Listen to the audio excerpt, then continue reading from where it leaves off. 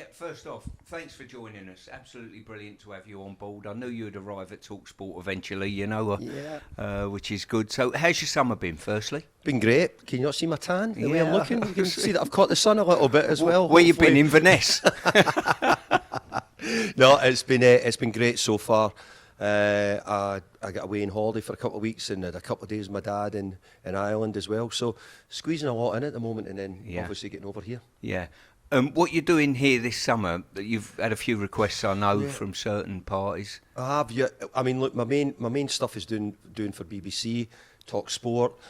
But I've always worked for UEFA over the years in all the tournaments. I've worked with UEFA, and I work for UEFA as well. So I'm doing a lot of that, which I enjoy because they. There's a different look at it. There's a lot to see what the new trends in football. The styles, the shape, where goals are getting scored from. How teams are playing. So I've always liked to work for them because it always given me something which I can go back with and taking in some more information. Yeah. I found it as a massive education working alongside you. I've got to say, I joined you in my late 50s, whatever, and I found it a brilliant education. Listening to you, analysing games and whatever. How have you found looking back over your time at West Ham? You must be immensely proud with what you achieved at the club.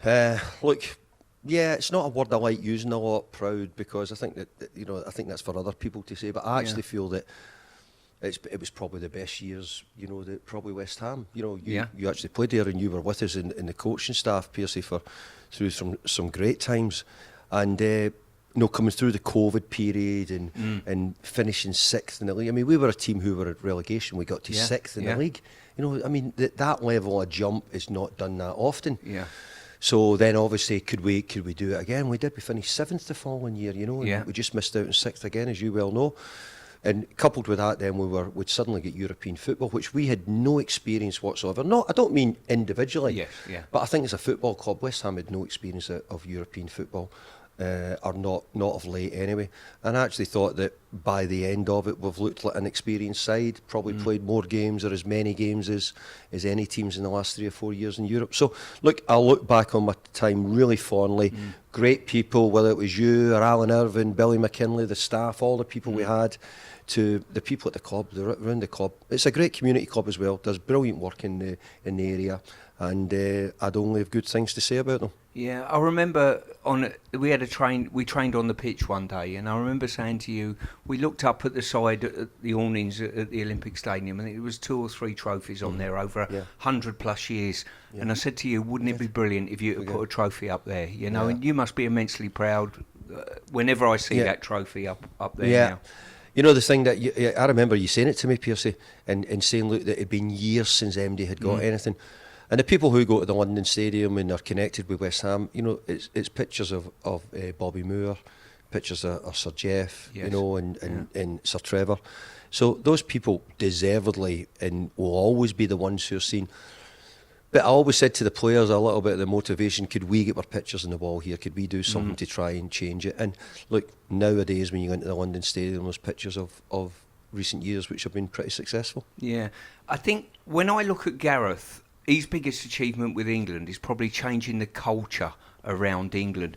I think you've done that at West Ham, and some of the players you brought through the door, we're going to see this summer, Declan and Jared and the 2 Czech boys, to name but 4. You must be immensely proud when you watch them this summer here. I will be, and I've got to say, I know I'm deeply Scottish, which I'm sure we'll talk about later. Yes, we am. But I've got to say, see the pride I take in getting the boys the England caps, and I think as well, especially the boys, you had it in your career, the boys who make the journey and have come from the lower leagues and have had to go through the system, earn their stripes in the journey, show that every time they step up they can do it. Jared was the case, and I always talk back. And I mention it because it is the one with Leon Osman was 31 when he got capped for England, and I was thrilled because I think trying to get them through. But the likes of Jared, I mean, I was saying with you at the time, Declan will be a future captain of England. I've got no doubt that Declan's probably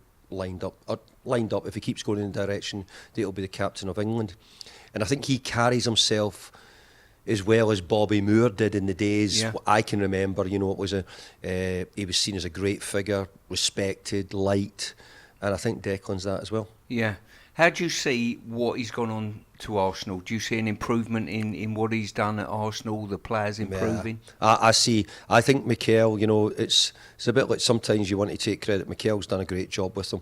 There was things that you'll know and we know that maybe Declan wasn't quite as good at sometimes. There was bits of his games with... But I think the bit with the punditry and the people who watch football picked out, they always said, look, can he score a goal? Can he break forward? Can he make a key pass? Well, I think Mikel and Declan have gone on and showed exactly that he can. If anything, I don't know what England are going to do. I don't know what Gareth's going to do. But the only thing about England, maybe Declan's now got a wee bit of the taste. I'm really enjoying this feeling of scoring a goal and getting round the edge of the box and having a few shots.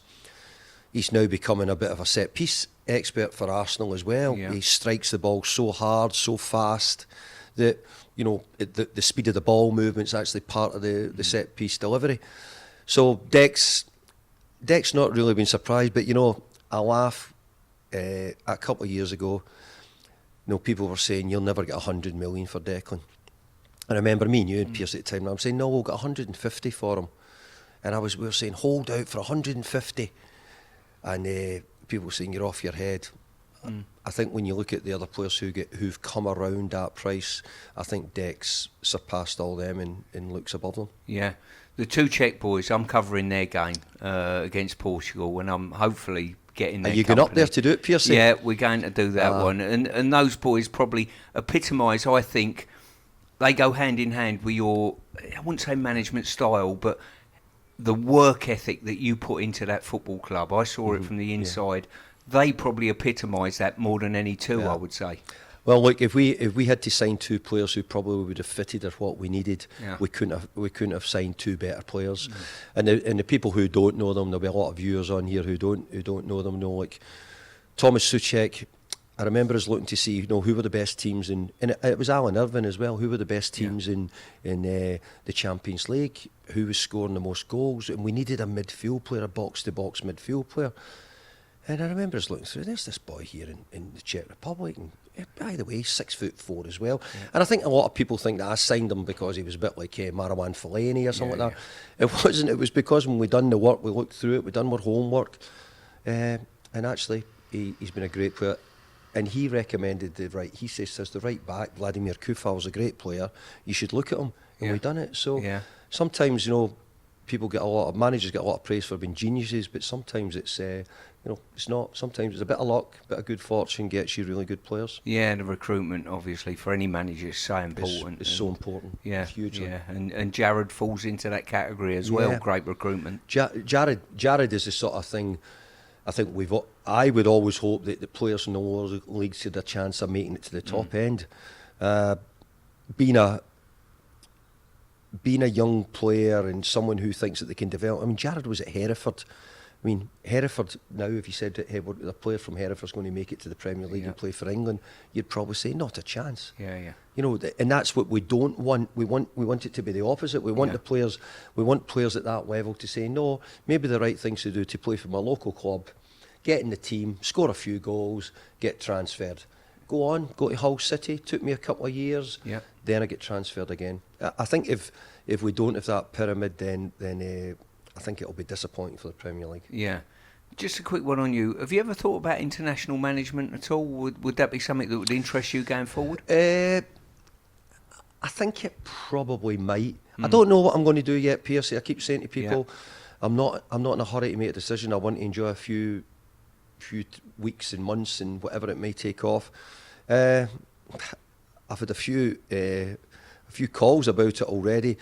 But I'll tell you what, if I do, probably the first person I would speak to would be Gareth, because I think Gareth's the one who's probably been in it, would give me good advice and sound advice. And so if I did decide to do it, I'd certainly try and sound out Gareth to see what he thinks. Yeah. Now let's come on to Scotland. How do you view the squad of players that they've got? Nice whiskey, this Pearce. Thank you. You're more than welcome. Little something in there for you. Yeah.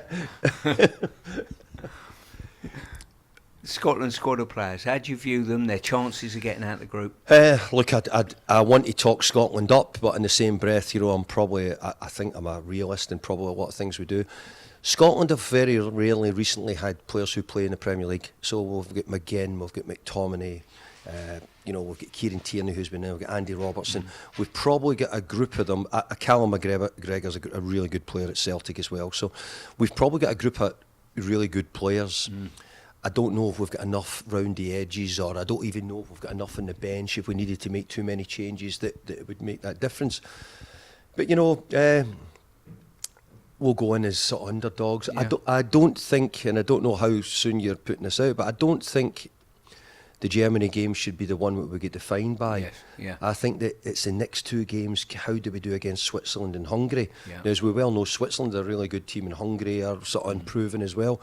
So Scotland will have their work cut out. That's what I think. Steve Clarke will have his biggest job. I think the Germany game, it's certainly not a free hit. There's no such thing in football as a free hit. I think Scotland need to go, be hard to play against, make it difficult, because it could come down to goals in the end. Yeah. But who knows? Who knows what will happen? Brilliant. Listen, thank you very much for your time, and Piercy, I hope you're going to buy me a few more. I was hoping drinks. one might be coming back in my direction, Governor. On AM, on DAB, via the talkSPORT app and on your smart speaker. talkSPORT.